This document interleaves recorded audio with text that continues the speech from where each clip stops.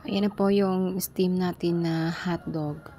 Pagkatapos, i-coat po yan ng butter niya. Yung butter po ay gawa sa harina. Pagkatapos, nilagyan ng baking powder with pinch of salt and then 3 itlog. Pagkatapos niyan, batihin po siya hanggang sa lumapot po siya at pwede po siyang i-coat sa hotdog. Pagkatapos po na kapag na-coat na sa kanyang butter ay ilublob o ipagiling natin sa breadcrumbs.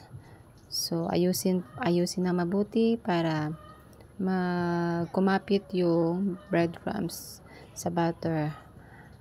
At ulit-ulitin lang po ang process hanggang ang lahat ng hotdog ay malagyan ng breadcrumbs. Yan. Sigurado naman po na nakapaghugas po naman kamay bago po gawin iyan. So, ulit-ulitin lang po yung paglagay ng butter, paglublob sa breadcrumbs hanggang sa maubos po yung natuhog nating hotdog. Okay, ayan na yung mga natapos natin na nilagyan na ng breadcrumbs. Yan yung mga finished product. Pagkatapos niyan, syempre, yan, ipiprito natin.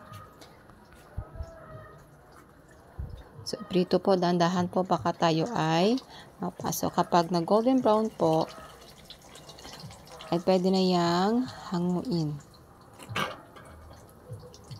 Hanguin na siya.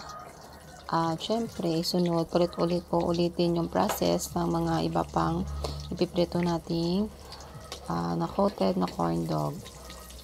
Ayan na ang finished product. Sana po magustuhan nyo. Salamat!